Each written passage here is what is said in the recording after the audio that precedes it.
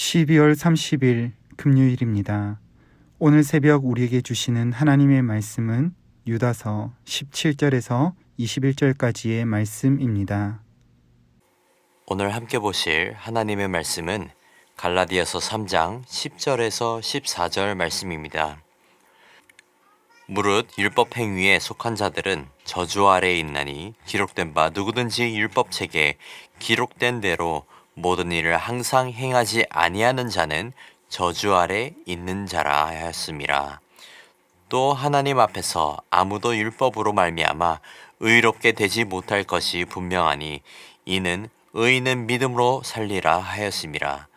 율법은 믿음에서 난 것이 아니니 율법을 행하는 자는 그 가운데서 살리라 하였느니라. 그리스도께서 우리를 위하여 저주를 받은 바 되사 율법의 저주에서 우리를 속량하셨으니 기록된 바 나무에 달린 자마다 저주 아래 있는 자라 하였음이라. 이는 그리스도 예수 안에서 아브라함의 복이 이방인에게 미치게 하고 또 우리로 하여금 믿음으로 말미암아 성령의 약속을 받게 하려 함이라. 아멘. 오늘 본문에서 사도 바울은 율법주의자들을 향해 이야기하고 있는 것을 보게 됩니다. 모세를 통해 받은 율법은 인간이 온전하지 못한다면 저주 아래 있다고 말했습니다.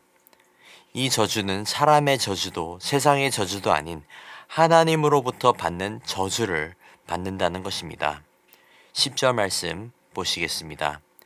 무릇 율법 행위에 속한 자들은 저주 아래에 있나니 기록된 바 누구든지 율법책에 기록된 대로 모든 일을 항상 행하지 아니하는 자는 저주 아래 있는지라 하였음이라. 바울은 결코 율법으로 하나님 앞에 설 수 없다는 것을 알았기 때문에 저주 아래 있다고 말한 것입니다. 당시 유대 배경의 그리스도인들 가운데 이방인들도 그들과 동일하게 율법을 지키며 살아야 한다고 주장했었습니다. 모세를 통해 받은 율법이야말로 복된 길이라고 주장을 했던 것이죠. 하지만 바울은 그의 반대로 율법 아래 사는 것은 축복이 아니라 저주 아래 살게 된다고 했습니다. 바울의 주장은 율법이 옳지 않다 혹은 율법을 지키지 마라는 주장이 아니라 율법만으로는 우리는 절대 구원받을 수 없고 복된 삶을 살 수 없다는 거였습니다. 다시 말해서 하나님께서 우리에게 율법을 주신 이유는 우리가 하나님 앞에 인정받기 위한 것이 아니었다는 뜻입니다. 하나님도 인간이 율법을 온전히 지킬 수 없음을 알았기에 화목제라는 제도를 더하셨고 이것을 통해 십자가의 제물로 바쳐질 예수님을 가리키기 위함이었습니다. 이것을 증명하기 위해 바울은 신명기 27장 26절 말씀을 이어서 하고 있습니다.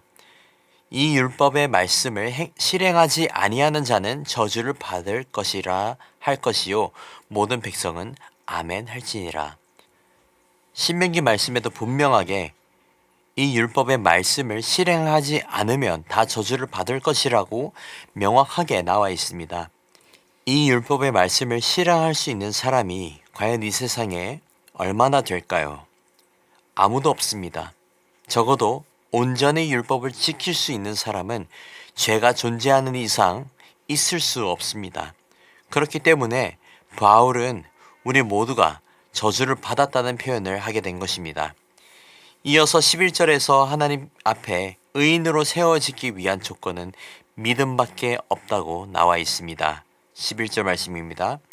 또 하나님 앞에서 아무도 율법으로 말미암아 의롭게 되지 못할 것이 분명하니 이는 의인은 믿음으로 살리라 하였음이라. 11절 상반절에 아무도 의롭게 되지 못할 것이 분명하다는 것은 율법을 기준으로 삼게 되면 세상 그 누구도 의롭다 할 사람이 없다는 뜻입니다. 유대인들도 자신들이 율법으로 구원받을 수 없다는 사실을 알고 있었습니다. 그래서 그들은 그들의 혈통과 조상인 아브라함을 강조했던 것이죠. 아브라함의 자손이라는 혜택을 구하는 듯한 마음이었을 것입니다. 하지만 바울은 그렇게 살 수 없다고 전하고 있었습니다. 바울이 주장한 것은 11절 하반절 말씀처럼 의인은 믿음으로 살리라 하였습니다. 이 말씀은 구약 하박국 2장 4절에서 인용된 말씀으로 의로운 자는 율법으로 사는 자가 아니라 믿음으로 사는 자라는 것이었습니다. 하박국 2장 4절 말씀은 신약에서 3번이나 인용이 되는 말씀입니다.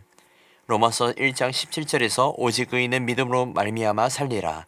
히브리서 10장 38절에서도 나의 의인은 믿음으로 살리라. 갈라디아서 3장 11절에서 의인은 믿음으로 살리라. 그만큼 의인은 믿음으로 살아야 한다는 바울의 주장은 합리적이었습니다. 그리고 무엇보다 하나님께서 하박국을 통해 말한 믿음으로 살아야 한다는 기준은 당시 유대인들에게는 변화되어야 할 기준이었고 모든 그리스도인들이 깨달아야 하는 진리였습니다. 사랑하는 성도 여러분, 하나님 앞에 거룩하게 살고자 한다면 믿음으로 살아야 할 줄 믿습니다. 의인은 하나님 앞에 부끄러움 없는 자이면서도 거룩한 하나님께 속한 거룩한 자를 의미합니다. 거룩하기를 소망하고 믿음으로 살아가는 저와 여러분이 되기를 주님의 이름으로 축복합니다. 12절에서는 분명하게 율법을 행하는 자는 그 율법을 다 지켜야 한다고 나와 있습니다. 단순한 노력으로는 율법으로 의인이 될 수 없다는 뜻이었습니다. 쉽게 말해서 율법을 완벽하게 지키지 못한다면 율법으로는 의인이 될 수 없다라는 말씀이었습니다. 그래서 13절, 14절에서 바울은 율법의 저주의 해결책으로 그리스도께서 있음을 전하고 있습니다. 13절, 14절 말씀입니다. 그리스도께서 우리를 위하여 저주를 받은 바 되사 율법의 저주에서 우리를 속량하셨으니 기록된 바 나무에 달린 자마다 저주 아래 있는 자라 하였음이라. 이는 그리스도 예수 안에서 아브라함의 복이 이방인에게 미치게 하고 또 우리로 하여금 믿음으로 말미암아 성령의 약속을 받게 하려 함이라.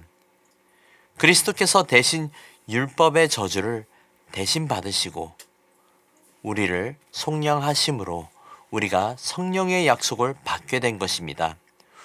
우리가 직접 대가를 지불해서 성령의 약속을 얻은 것이 아니라 하나님으로부터 끊어지게 되는 저주를 예수님께서 대신 감당하시고 그 대가를 지불하심으로써 유대인도 이방인도 우리 모두가 성령의 약속을 얻게 된 것입니다. 사랑하는 성도 여러분, 율법은 하나님께서 우리에게 주신 그리스도를 향한 안내판입니다. 우리가 의인으로 살게 되는 유일한 길은 우리를 대신해서 십자가를 지시고 나무에 달려 아버지와 끊어지는 저주를 감당하시고 부활하신 그리스도를 믿는 믿음으로 살아가는 것 뿐입니다. 여기에 모인 우리 모두가 오직 그리스도를 믿는 믿음으로 살아가며 하나님 앞에 의인으로 부름받는 은혜가 있기를 주님의 이름으로 축복합니다. 기도하겠습니다. 긍휼하시고 공의로우신 하나님 아버지 감사합니다. 아버지께서 그리스도를 통해 율법의 저주를 대신 감당하게 하시고 우리를 대속해 주심에 감사드립니다. 아버지, 우리가 율법에 얽매여서 살아가는 자들이 되는 것이 아니라 우리를 위해 십자가의 저주를 감당하시고 부활하신 그리스도를 믿는 믿음으로 살아가게 하옵소서. 우리가 갖고 있는 의의 기준으로 살아가지 않게 하시고 오직 그리스도 안에 머물며 그 은혜 안에 거하며 살아가게 하옵소서. 성령님의 약속을 은혜로 받은 것을 늘 기억하게 하시고 감사함으로 주께 영광 올려드리며 살아가게 하옵소서. 감사합니다. 사랑합니다. 이 모든 말씀 생명 되시는 예수 그리스도의 이름으로 기도드립니다. 아멘. 우리 이 시간 함께 말씀을 붙들고 기도하실 때에 주간 기도 제목으로 전도와 선교를 위해 함께 기도하시겠습니다. 우리 신부산교회가 전도하는 교회, 선교하는 교회가 되고 신부산교회가 부산 지역에 죽어가는 영혼을 살리는 소망이 되는 교회가 될 수 있도록 또한 우리 교회가 파송하고 후원하는 선교사님들과 세계 선교를 위해 함께 기도하시겠습니다. 기도하겠습니다.